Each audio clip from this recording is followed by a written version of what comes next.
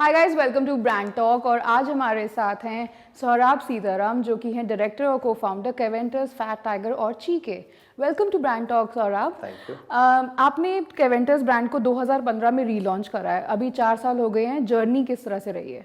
पहली बात तो है कि इट्स नॉट रियली रीलॉन्च्ड, क्योंकि केवेंटर्स ऐसा ब्रांड है जो बहुत पहले से चले आ रहा है।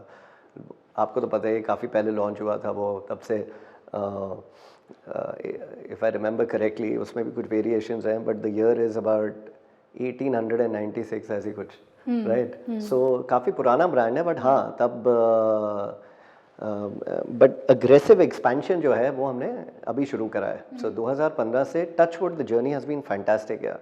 आज अगर आप देखें तो हमने कम से कम 370-380 आउटलेट हमारे चल रहे हैं, which I think is an achievement, because 3 साढ़े 3 साल में इतने सारे आउटलेट करना इज़ ग्रेट। तो रेस्टोरेंट बिजनेस को स्पेशली चलाने के लिए किन किन दिक्कतों का सामना करना पड़ता है? सी, रेस्टोरेंट इंडस्ट्री ना काफ़ी मुश्किल इंडस्ट्री है, इतनी आसान इंडस्ट्री नहीं है। अक्सर मैं लोगों से बात करता हूँ और वो ये बोलते हैं कि अरे इसमें तो कुछ है ही नहीं, अगर आप अच्छा खाना बना सकते हो, हाँ, और लोगों को दे दो खाना या पीना व्हाटएवर, लोगों को दे दो तो बस बिजनेस हो गया।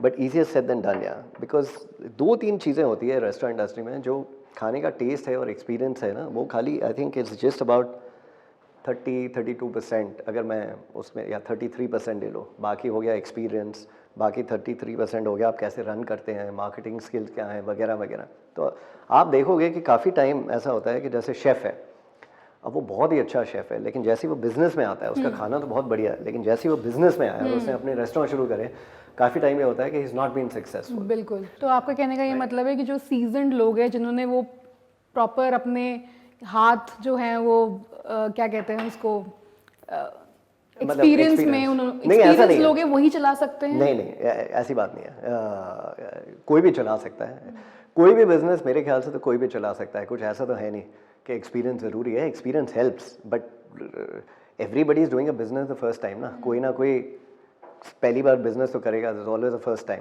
तो ऐसा नहीं है। बट इसमें काफ़ी सारी चीज़ें हैं। It's not that easy. लोग अक्सर सोचते हैं कि यार मार्जिन्स बहुत अच्छे हैं। फॉर एग्जांपल रेस्टोरेंट इंडस्ट्री में एवरीबडी थिंक्स यार ये कॉफ़ी जैसे है, मे बी 10 रुपये की बन रही है, ये लोग 150 रुपये में बेच देते हैं। तो ऐसा नहीं है, बिकॉज द थिंग इज जिस कॉस्ट पे पड़ता है, the cost price is very high, market is fluctuating. ठीक है, पहली चीज़ तो ये है। मैन पावर अगर आप देखो बहुत ही मुश्किल है। दूसरा, training of the man power, अच्छे लोग, कॉर्पोरेट लोग, supervisors. So man power is extremely extremely expensive. ठीक है, फिर आप देखो रियल एस्टेट कॉस्ट। इंडस्ट्री में जो रियल एस्टेट कॉस्ट है वो बहुत ही ऊपर हो गए हैं आई थिंक सबसे ज़्यादा रियल एस्टेट कॉस्ट का ही फ़र्क पड़ता है रेस्टोरेंट बिजनेस में। डिपेंडिंग ऑन क्या सेल है, 25 से 30% तो रियल एस्टेट का ही कॉस्ट आ जाता है। मार्केटिंग किस तरह से आप डिटर्मिन करते हैं व्हेन यू नो कि ये जो कैटेगरी है वो काफ़ी क्लटर्ड है? देखो, सबसे पहले तो ये है कि जो प्रोडक्ट है, ज़रूरी नहीं है कि आपको इस तरह का प्रोडक्ट करना है। In fact I don't believe in this कि ऐसा प्रोडक्ट होना चाहिए जो बिल्कुल ही नया हो। बिकॉज अगर आपको पैन इंडिया एक्सपेंशन करनी है, पहली बात जब आप रेस्टोरेंट करते हो ना, तो खाली एक रेस्टोरेंट के उससे नहीं जाना चाहिए, मद्देनज़र नहीं रखना चाहिए कि खाली एक रेस्टोरेंट में करूँगा। आइडिया शुड बी कि पूरे इंडिया में एक्सपेंशन पॉसिबल है या नहीं, तभी आप बिजनेस में घुस रहे हो ना। आप कोई एक रेस्टोरेंट के लिए तो बिजनेस में घुस नहीं रहे। अभी आप जो इतना सुनते हो कि यार लोग पैसे उठा रहे हैं, people are raising money from private equity, कोई वेंचर कैपिटलिस्ट, कोई सो कॉल्ड एंजल इन्वेस्टर्स वगैरह वगैरह, तो ये सब इसलिए उठा रहे हैं ताकि आप एक्सपेंशन करो। क्योंकि अगर आप ज़िंदगी में खाली एक रेस्टोरेंट करके बैठ गए तो इवेंचुअली क्या होगा, उसकी रियल एस्टेट कॉस्ट ऊपर जाएगी, सैलरीज ऊपर चले जाएंगी, एंड इवेंचुअली प्रॉफिट्स नीचे ही नीचे आते रहेंगे उसके। तो आपने जो आइकॉनिक बॉटल्स लॉन्च करी वो तो अब सब लोग कॉपी कर रहे हैं केवेंटर्स की। सी, कॉपी करना तो बहुत आसान है, बट बिजनेस में आप क्या देते हो, how business runs is based on your personality. ठीक है, लोग इतनी मेहनत करते हैं। जैसे आप कोई बिजनेस लॉन्च कर रहे हो सपोजिंग, तो वो बिजनेस में लोग हर चीज़ कॉपी कर सकते हैं, लेकिन जो आपकी पर्सनैलिटी आपने जो बिजनेस को दी है वो तो कॉपी नहीं कर सकते ना। So at the end of the day जब आप बिजनेस इस्टेब्लिश करते हो, चाहे वो केवेंटर्स का है, चाहे ये जो फैट टाइगर का भी हमने करा है, इसमें द थिंग इज़ कि आपको इस तरह करना है कि आपकी पर्सनैलिटी उभर के आए। क्योंकि मटीरियल चीज़ें तो हर कोई कॉपी कर सकता है, बोतल कॉपी कर लेगा, ग्लास कॉपी कर लेगा, ऐसी चीज़ें तो बहुत कॉपी हो जाती है। बट इसलिए मैं कहता हूँ हम इतना इतनी मेहनत करते हैं कि यार फर्स्ट मूवर एडवांटेज हो जाए, या मैं ऐसा कौन सा प्रोडक्ट सोचूं जो लोगों को पता ही नहीं है, बट कुछ फ़र्क नहीं पड़ता। इसीलिए आपने इनोवेशन सेल भी इंट्रोड्यूस किया जो कि that makes you keep ahead of the competition. See keeping ahead is great, but मेरा हमेशा से ये बिलीव रहा है कि ऐसी चीज़ होनी चाहिए जो, फॉर एग्जांपल अब मैंने एक टाइम पे सोचा था मॉलिक्यूलर गैस्ट्रोनॉमी का कोई रेस्टोरेंट करूँगा। अब वो बिल्कुल नई चीज़ है, लेकिन जैसे करते ही किसी को तो समझ ही नहीं आएगा, right?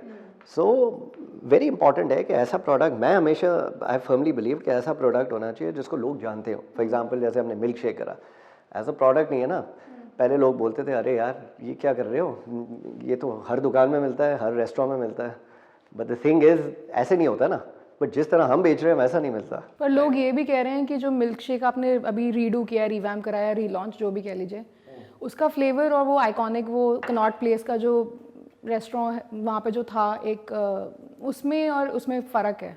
Obviously this quality is far better. अगर आप देखो जो कनॉट प्लेस वाला है, that was he was one of our distributors earlier.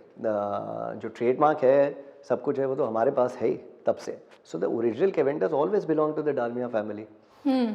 तो अगर डिफरेंट है और वगैरह तो फ़र्क क्या पड़ता है? अगर आप एक जगह you use different ingredients, different quality of milk, different quality of ice cream, मैं ये नहीं बोल रहा ज़रूरी है अच्छी हो या गंदी हो, but what ever it is, अगर आप चीज़ें डिफरेंट यूज़ कर रहे हो तो टेस्ट तो अलग आएगा ही।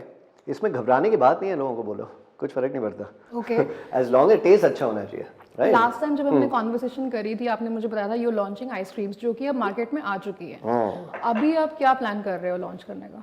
कुछ नया? नहीं, टचवुड रिस्पांस बहुत अच्छा आया आइसक्रीम का। अभी तो केवेंटर्स हम कहीं भी नहीं पहुंचे मेरे ख्याल से, अभी तो खाली 370-380 आउटलेट ही हुए हैं। तो अभी जो हम करेंगे रैपिड एक्सपेंशन, केवेंटर्स का ही कॉन्सेंट्रेट करेंगे, और दूसरा जो है आइसक्रीम, दैट्स उस कॉम्प्लीमेंट बहुत अच्छे से करता है मिल्क शेक को।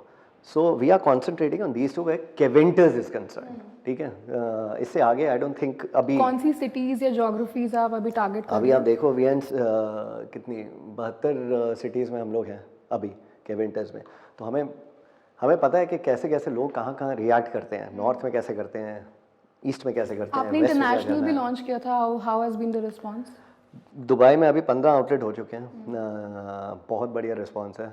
Everybody just loves Keventers in Dubai. Bottles वहाँ भी आइकॉनिक बन चुकी है। केनिया में, नायरोबी में जो रिस्पांस है दैट इज़ फैंटास्टिक। बहुत सारे festivals, people are just roaming around with the bottles.